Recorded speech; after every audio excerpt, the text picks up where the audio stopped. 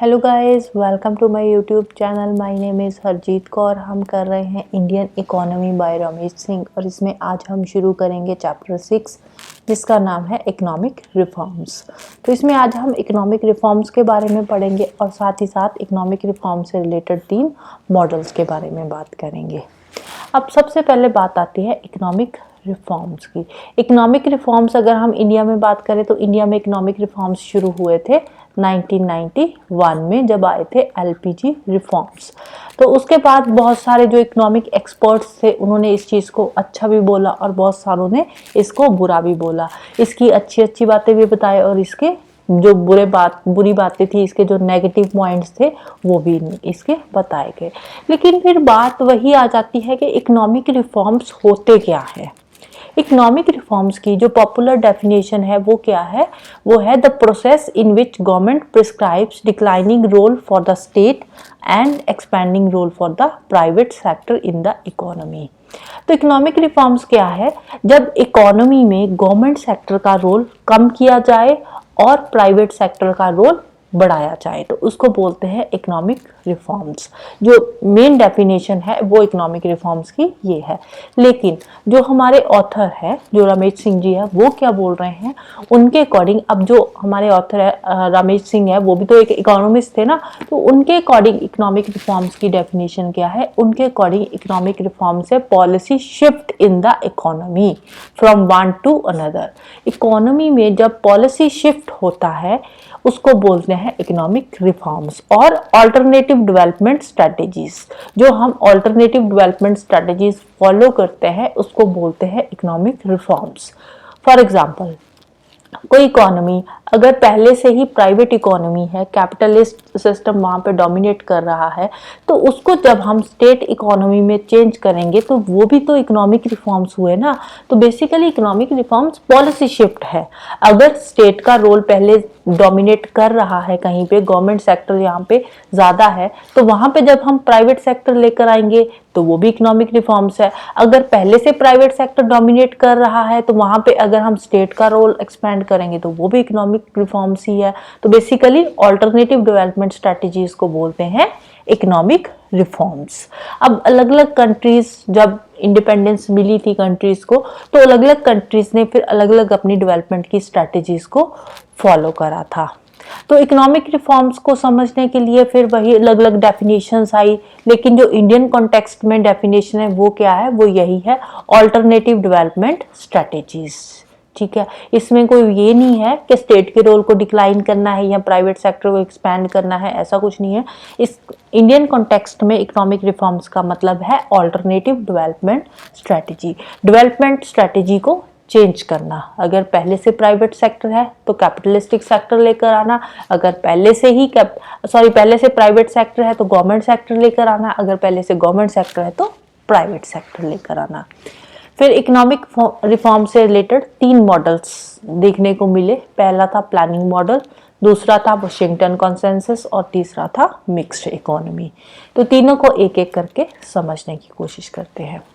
Planning model की अगर हम बात करें तो यूएसए से शुरू करते हैं। जब यूएसए से 1929 से पहले कैपिटलिस्ट सिस्टम था, वहाँ पे कैपिटलिस्ट सिस्टम में क्या होता है, लेसेस फेयर के प्रिंसिपल पे ये काम करता है और यहाँ पे प्राइवेट सेक्टर का रोल ज़्यादा होता है। कैपिटलिस्ट सिस्टम में लेसेस फायर का मतलब क्या होता है कि जो जैसा चल रहा है उसको वैसे ही चलने दो। लेकिन इसका नुकसान क्या होता है, इसका नुकसान होता है कि इस केस में अब जो बंदा अमीर है वो तो अमीर होता जाता है, लेकिन जो गरीब है वो गरीब होता जाता है। गरीबों की अपलिफ्टमेंट के लिए यहाँ पे कुछ भी नहीं किया जाता, क्योंकि लेसेस फेयर की पॉलिसी ही ये है कि जैसा चल रहा है उसको वैसा ही चलने दो।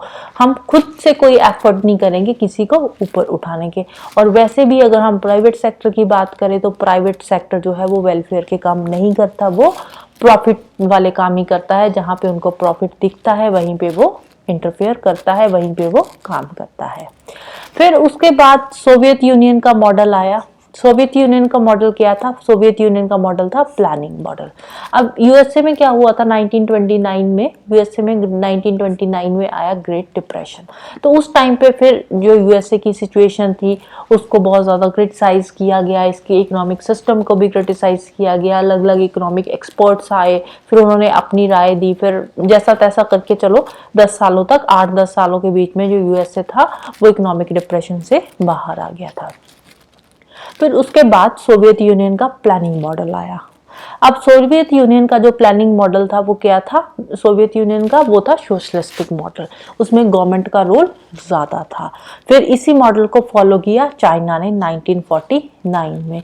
इसके अलावा फिर उस टाइम पे जो न्यूली इंडिपेंडेंट कंट्रीज थी उन्होंने भी सोवियत यूनियन के मॉडल को फॉलो किया, उनको भी अच्छा लगा कि सोशलिज्म जो सोशलिस्टिक इकोनॉमी थी, सोशलिज्म का जो सिद्धांत था वो भी उनको अच्छा लगा, जो न्यूली इंडिपेंडेंट कंट्रीज थी।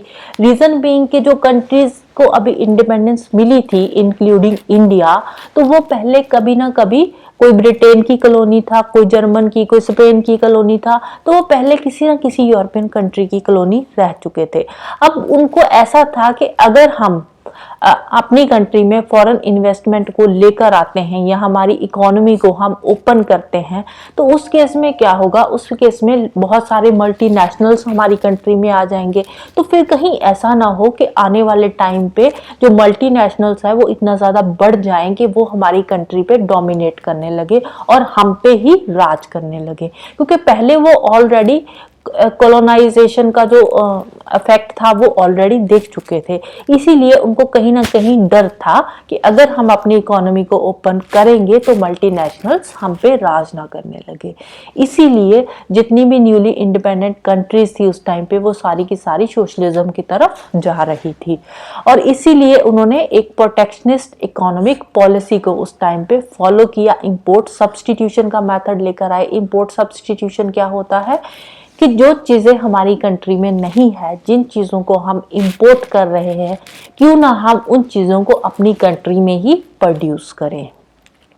तो उस टाइम पे फिर जो मोस्टली कंट्रीज थी वो सोशलिज्म की तरफ ही जा रही थी। 1940s 50s की अगर हम बात करें तो इंडिया को भी इंडिपेंडेंस 1947 में ही मिली है। तो 1947 के बाद जितनी भी कंट्रीज को इंडिपेंडेंस मिली वो उस टाइम पे सोशलिज्म की तरफ ही जा रही थी। लेकिन 1970s तक आते आते फिर उन्होंने देखा कि जो प्लान्ड इकोनॉमीज है वहाँ पे जो ग्रोथ है वो बहुत ही स्लो हो रही है। ग्रोथ बहुत स्लो है और बहुत ही लोअर ग्रोथ हो रही है, मतलब एक तरह से स्टैग्नेशन की सिचुएशन आ रही है। मतलब जो ग्रोथ है वो इतनी ज़्यादा हो नहीं रही है कुछ भी, मतलब कंट्री में। लेकिन सोशलिज्म तो सोशलिस्टिक इकोनॉमी को तो वो फॉलो कर रहे हैं ना, सोशलिज्म को तो फॉलो कर रहे हैं, लेकिन उनकी ग्रोथ इतनी अच्छी नहीं हो रही। ग्रोथ बहुत ही स्लो है, एक तरह की स्टैग्नेशन ग्रोथ है, मतलब ना के बराबर ग्रोथ हो रही है। तो फिर उस टाइम पे एक नई आइडियोलॉजी सामने आई जिसका नाम था वाशिंगटन कॉन्सेंसस। तो वाशिंगटन कॉन्सेंसस अर्ली 1980s के टाइम पे आया था। तो जो वाशिंगटन कॉन्सेंसस का आइडिया था वो कोई इतना ज़्यादा पुराना भी नहीं था, तो वो पहले से ही ऑलरेडी काम कर रहा था। बस उसी आइडिया को, जो पहले जो कैपिटलिज्म का आइडिया था उसी आइडिया को इन्होंने चेंज किया, उसमें कुछ चेंजेस लेकर आए और उसको नाम दे दिया वाशिंगटन कॉन्सेंसस था।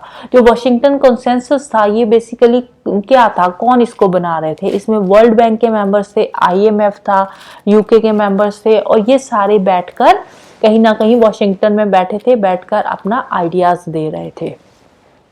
तो ये जो वाशिंगटन कॉन्सेंसस था, अब जो वाशिंगटन में ये बैठकर बातचीत हो रही थी IMF वर्ल्ड बैंक इनके बीच में, इनके मेंबर्स के बीच में, तो वो जो स्टेट डोमिनेटेड इकोनॉमीज थी उनकी लिमिटेशंस बता रहे थे, और जो मार्केट इकोनॉमीज थी, जो प्राइवेट सेक्टर था यहाँ पे, उसके फेवर में कुछ अपने आर्ग्यूमेंट्स दे रहे थे। तो बेसिकली जो मार्केट इकोनॉमी थी उसको वो प्रमोट कर रहे थे।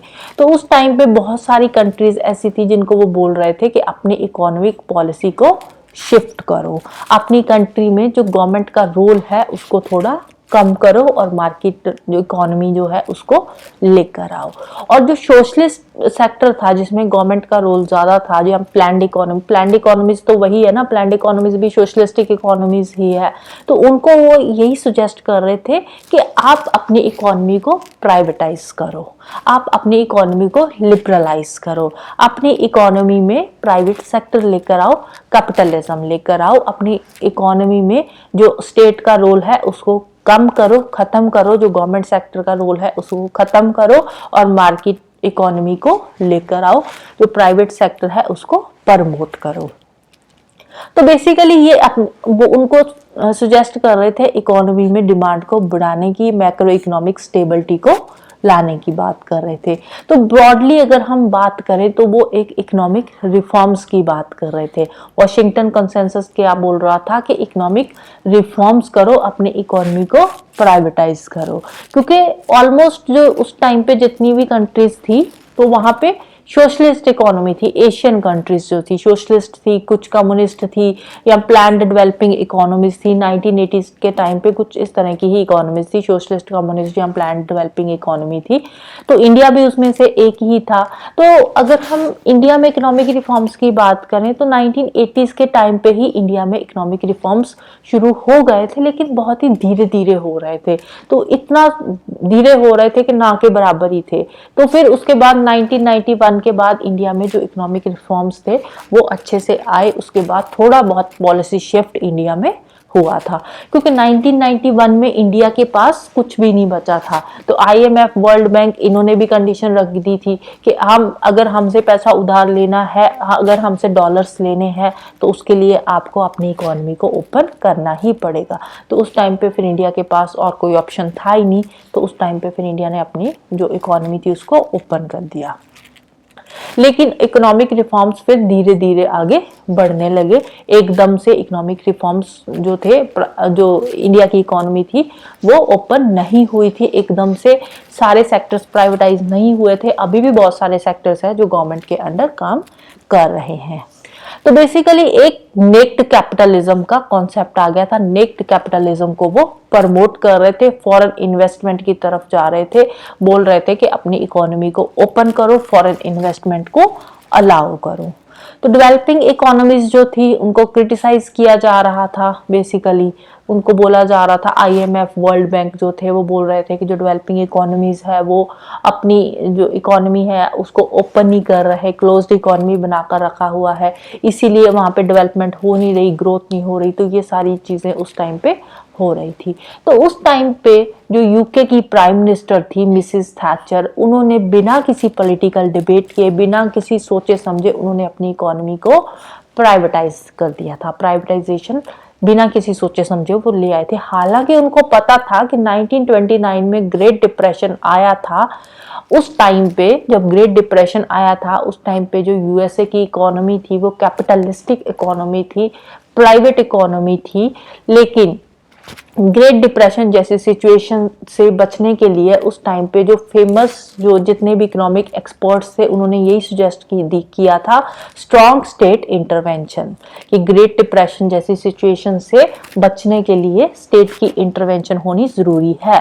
स्पेशली जो हमारे इकोनॉमिस्ट थे जॉन मेनर्ड कीन्स, उन्होंने यही सुजेस्ट किया था कि स्टेट का इंटरवेंशन होना जरूरी है इकोनॉमी में।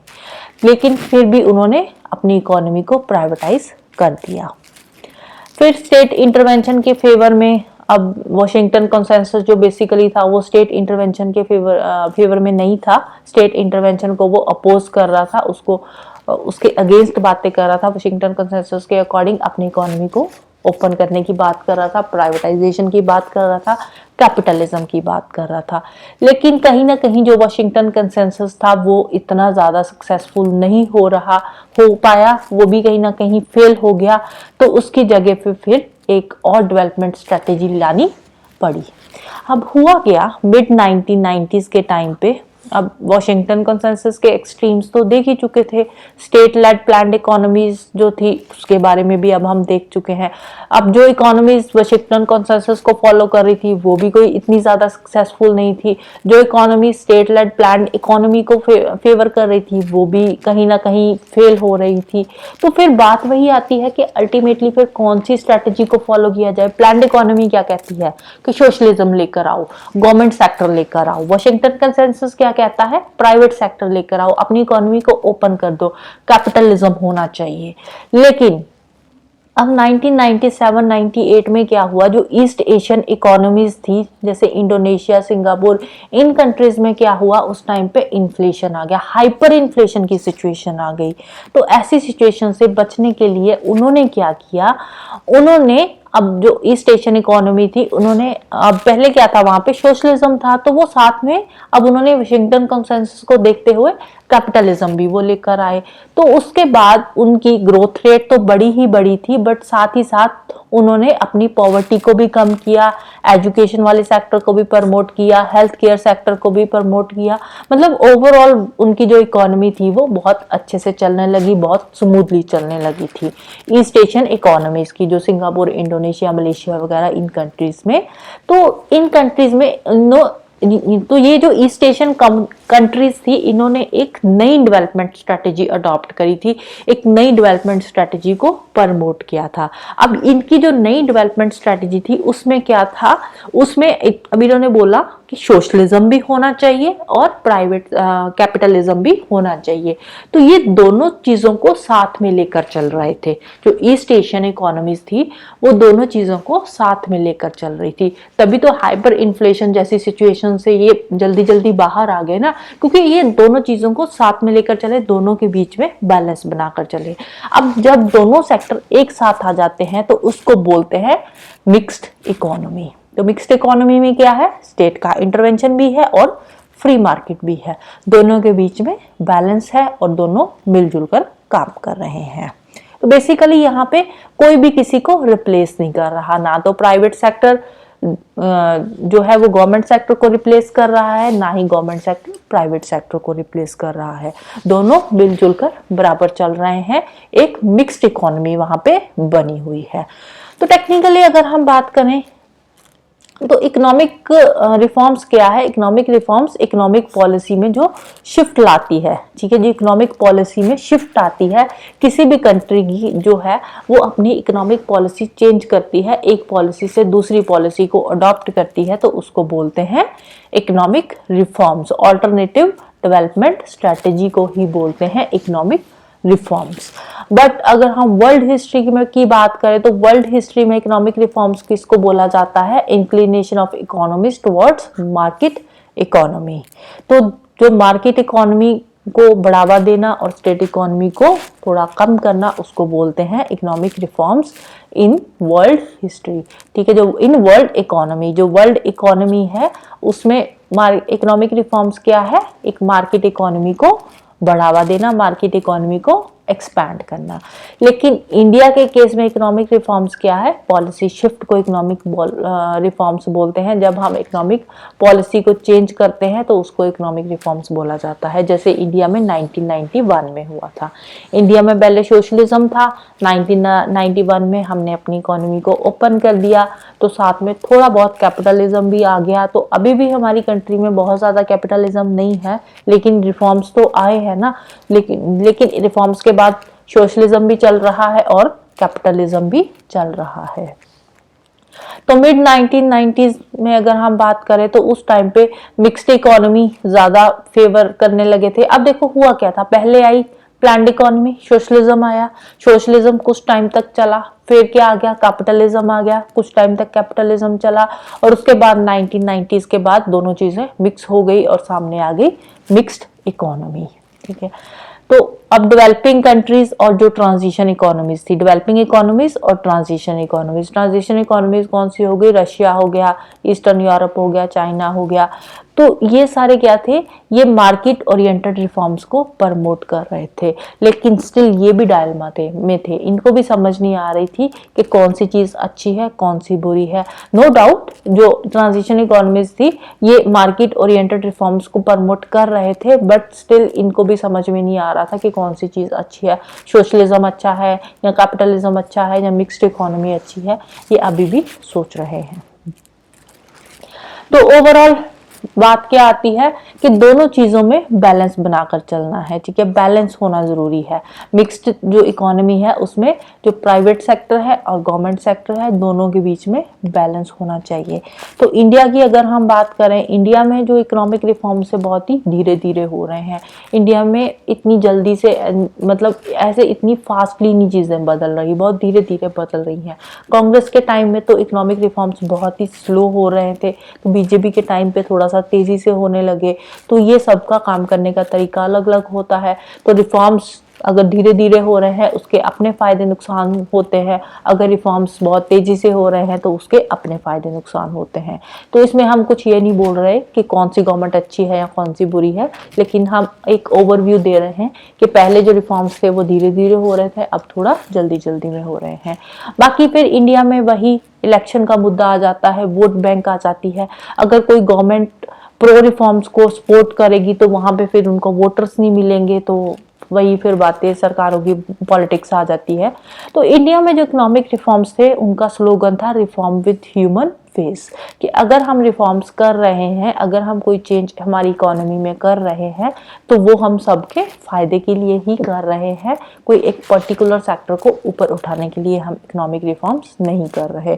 तो इंडिया में कुछ ऐसा हो भी रहा है, प्राइवेट सेक्टर भी है, लेकिन गवर्नमेंट भी अपने लेवल पे कुछ ना कुछ काम कर रही है। कहीं ना कहीं गरीबों के लिए कोई ना कोई सोशल सेक्टर स्कीम ला रही है जिसके लिए उनको एम्प्लॉयमेंट दिया जा रहा है या जैसे तैसे करके उनको थोड़ा अपलिफ्ट किया जा रहा है, right. So this is the end of this chapter, this is the end of this lecture. तो जाने से पहले वीडियो को लाइक कर देना, शेयर कर देना और चैनल को सब्सक्राइब कर लेना। Thank you, bye bye and have a nice day.